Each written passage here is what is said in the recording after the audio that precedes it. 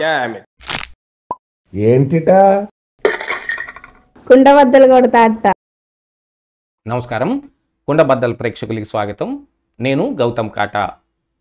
Liquor స్కామ్లో భారతీ రెడ్డి పాత్ర కూడా బయటపడనుందా? సిట్ భారతీ సిమెంట్స్లో సోదాలు నిర్వహించటం వెనుకున్న అసలు కారణం ఏమిటి? కేవలం గోవిందప్ప బాలాజీ ఆ భారతీ సిమెంట్స్లో హోల్ టైం డైరెక్టర్గా ఉన్నంత మాత్రానే సోదాలు నిర్వహించారా, లేకపోతే ఇతరత్ర కారణాలు కానీ, లేకపోతే కాల్ డేటా కానీ, లేకపోతే లొకేషన్ల ఆధారంగా గూగుల్ టేక్అవుట్ ద్వారా కానీ సిట్కి ఏదైనా సమాచారం అందిందా? అసలు డిస్టిలరీస్ కంపెనీలకు చెందిన ఓనర్లు కావచ్చు, రిప్రజెంటేటివ్లు కావచ్చు, వాళ్ళ గూగుల్ టేక్అవుట్ ద్వారా ఈ భారతీ సిమెంట్స్ రాజకేశ్ రెడ్డికి సంబంధించిన ఒక ఐటీ కంపెనీ, అలాగే బూనేటికి చాణక్యకి సంబంధించిన ఒక రెస్టారెంట్లో మాత్రమే నిన్న సిట్ ఎందుకు సోదాలు నిర్వహించింది? దీని వెనుకున్న అసలు కథ ఏమిటి అనేది పూర్తిగా ఈ వీడియోలో నేను మీకు వివరించే ప్రయత్నం చేస్తాను. వీడియో నచ్చితే కనుక ఖచ్చితంగా లైక్ చేయండి. ఇంకా మన కుండబద్దల్ ఛానల్ని ఎవరైనా సబ్స్క్రైబ్ చేసుకోకుండా చూస్తూ ఉన్నట్టయితే ఇమీడియట్గా సబ్స్క్రైబ్ చేసుకోండి. నోటిఫికేషన్ల ద్వారా నా వీడియోలు చాలా త్వరగా మీ దాకా చేరతాయి. దాంతోపాటుగా ఈ వీడియో కూడా ఎక్కువ రీచ్ అయ్యే అవకాశము ఉంటుంది, ఎక్కువ వైరల్ అయ్యే అవకాశం కూడా ఉంటుంది. కాబట్టి ప్లీజ్ సబ్స్క్రైబ్ అవర్ కుండబద్దల్ ఛానల్.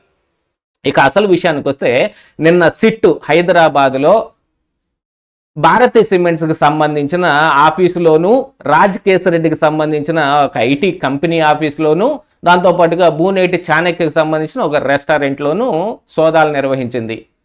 ఇక దాంతోపాటుగా గోవిందప్ప బాలాజీ ఇంట్లో కొన్ని కీలకమైన డాక్యుమెంట్లను కూడా స్వాధీనం చేసుకోవటం జరిగింది. దీనికి గల కారణం ఏమిటి అని అంటే, ఎప్పటి వరకు ఈ లిక్కర్ స్కామ్లో రాజకేశ్ రెడ్డి అరెస్టు మొదలుకొని మిథున్ రెడ్డి అరెస్టు వరకు ఎవరైతే ఉన్నారో మొత్తం పాత్రదారులు, సూత్రధారులు కొంతమంది.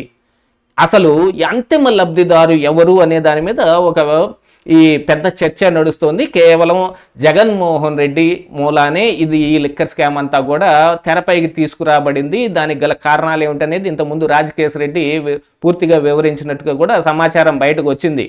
ఈ లిక్కర్ పాలసీ మార్చటం దగ్గర నుంచి ఇందులో వచ్చే ఈ ముడుపులు మొత్తాన్ని ఎన్నికల్లో వాడటం కోసం అనేది, ఇందులో ఉన్న పెద్ద కహానీ మొత్తాన్ని సిట్ బయటపెట్టింది.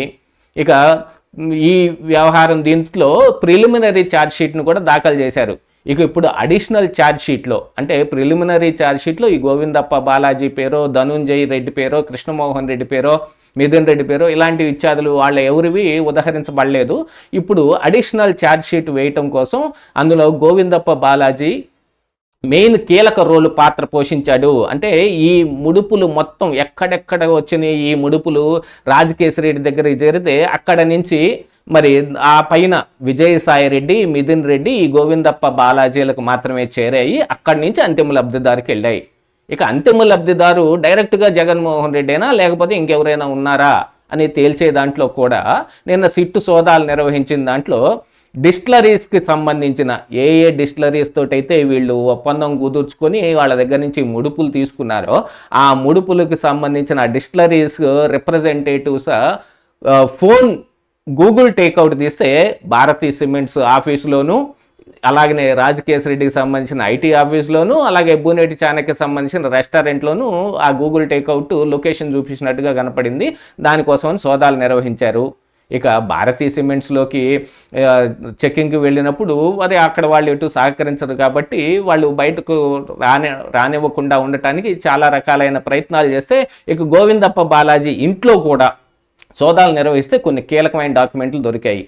దాని ద్వారా ఈ కాల్ డేటా, అట్లాగే గూగుల్ టేక్అవుట్, దీని ద్వారా రేపు అడిషనల్ ఛార్జ్ షీట్లో గోవిందప్ప బాలాజీ పేరు, పాత్ర వీటిని ఉదహరించే అవకాశాలు మెండుగా కనిపిస్తూ ఉన్నాయి. అంటే ఇక అంతిమ లబ్ధిదారు భారతీ సిమెంట్స్ అయ్యిందా, జగన్మోహన్ రెడ్డి అయ్యాడా అనే దానికి కూడా కొన్ని కీలక డాక్యుమెంట్లు దొరికినట్టుగా ఉంది. నిన్న మొన్నటి వరకు మిథున్ రెడ్డికి సంబంధించిన ఒక కంపెనీలోకి ఈ ముడుపులు వెళ్ళాయనేది కానీ, లేకపోతే డొల్ల కంపెనీలు పెట్టి వెళ్ళాయి, ఆ డొల్ల కంపెనీల ద్వారా మరి ఈ విదేశాలకి ఈ డబ్బుని తరలించారని కానీ, గోల్డ్ షాపులు కానీ, గోల్డ్ బులియన్ మర్చెంట్స్ ద్వారా కానీ ఇది మరి హవాలా చేశారా లేకపోతే గోల్డ్ స్వయంగా తీసుకొచ్చారా, ఆ గోల్డ్ తీసుకొస్తే ఎవరికి ఇచ్చారనే దాని మీద కూడా మనం గతంలో ఒక వీడియో చేయటం జరిగింది. ఈ రోజున మనకు అందుతున్న సమాచారం ప్రకారంగా చూస్తే ఈ భారతీ సిమెంట్స్లో కూడా ఈ మద్యం ముడుపులు వెళ్ళాయి. ఆ భారతీయ సిమెంట్స్కి సంబంధించిన ఈ అకౌంట్లలో కూడా కొంత సస్పీషియస్ ట్రాన్సాక్షన్స్ని సిట్ ఐడెంటిఫై చేసింది. అది ఈ మద్యం ముడుపుల ద్వారా వచ్చిన డబ్బే అందులోకి పెట్టుబడులు పెట్టడం అనేది కూడా ఈ రోజున సిట్ తేల్చుకుంటోంది. ఇత్యాది వ్యవహారాలు మొత్తం చూసిన తర్వాతే జగన్మోహన్ రెడ్డి కూడా మరి ఇక ఆంధ్రప్రదేశ్ రాష్ట్రాన్ని వదిలిపెట్టి మరి బెంగళూరులో ఉన్న యలహంక ప్యాలెస్కి వెళ్ళి తిరిగి రాలేదు. మళ్ళీ అక్కడ అందరితోటి మంతనాలు చేస్తున్నట్టుగాను, జగన్మోహన్ రెడ్డి అరెస్ట్ కన్ఫామ్ అయిపోయినట్టుగాను, కేంద్రం కూడా అందుకు గ్రీన్ సిగ్నల్ ఇచ్చినట్టుగాను చాలా రకాలైన వార్తలు బయటకు వస్తున్నా ఇప్పుడు సిట్ మాత్రం అడిషనల్ ఛార్జ్ షీట్లో పెట్టబోయే పేర్లు కావచ్చు, చూపించబోయే పాత్రలు కావచ్చు, చూపించే ఆధారాలు కావచ్చు, వీటి ద్వారా కేసు మొత్తం తేట తెల్లమైపోతుంది, ప్రజలకు పూర్తిగా అర్థమైపోతుంది. అంటే జగన్మోహన్ రెడ్డి చేసిన ఈ వ్యవహార శైలి మొత్తం కోర్టులో ఎంతవరకు నిలబడుతుంది, ఎంతవరకు నిలబడదు అనే దాని మీద కొన్ని సందిగ్ధాలు ఉన్నప్పటికీ చంద్రబాబు నాయుడు గారు కోరుకున్నట్టుగా ప్రజా కోర్టులో మాత్రం జగన్మోహన్ రెడ్డి ఆల్రెడీ దోషిగానే నిలబడ్డాడు. దీని మీద వైఎస్ఆర్ కాంగ్రెస్ పార్టీ నుంచి ఏ ఒక్కళ్ళు బయటకు వచ్చి మాట్లాడలేని పరిస్థితిలో ఉంటే సాక్షి మీడియా మాత్రం ఇది అభూత కల్పన, ఎక్కడ ఆధారాలు దొరక్క ఇప్పుడు మళ్ళీ ఏదైనా ఆధారం దొరుకుతుందేమోనని ఇప్పుడు భారతీయ సిమెంట్స్లో కూడా వీళ్ళు సోదాలు నిర్వహిస్తూ ఉన్నారు, కొన్ని డాక్యుమెంట్లను ఎత్తుకెళ్లారని కొన్ని కట్టుకథలు రాసే ప్రయత్నం చేస్తుంది. వైఎస్ఆర్ కాంగ్రెస్ పార్టీ కేడర్ అయితే ఫుల్గా డేలా పడిపోయారు. గతంలో దొరికిన మద్యానికి, ఇప్పుడు దొరుకుతున్న మద్యానికి, అంతకు ముందు మద్యం షాపుల్లో ఉండే బ్రాండ్లకి వీటికి తేడా తెలియటం, దాంతోపాటుగా మరి జగన్మోహన్ రెడ్డి ఈ మద్యం పాలసీ మార్చిన దగ్గర నుంచి డైరెక్ట్గా ఈ షాపులకి డ్యూటీ పెయిడ్ కానీ మద్యాన్ని కూడా సరఫరా చేసి దాని ద్వారా కూడా ఇంకా ఎక్కువ సంపాదించారని షర్మిల కూడా ఆరోపిస్తున్న దాని మీదట ఇప్పుడు డిఫెన్స్లో పడిపోయింది వైఎస్ఆర్ కాంగ్రెస్ పార్టీ. జగన్మోహన్ రెడ్డి అరెస్ట్ అయితే నేనున్నాను పార్టీ నడపటానికి అని మరి సజ్జల రామకృష్ణారెడ్డి చెప్పుకుంటున్నప్పటికీ మరి ఎవరి కోసం ఈ పార్టీ నడుపుతారు అని అంటే మరి జగన్మోహన్ రెడ్డి కోసమా లేక భారతీ రెడ్డి కోసమా అనే దాంట్లో కూడా సందిగ్ధం ఉంది.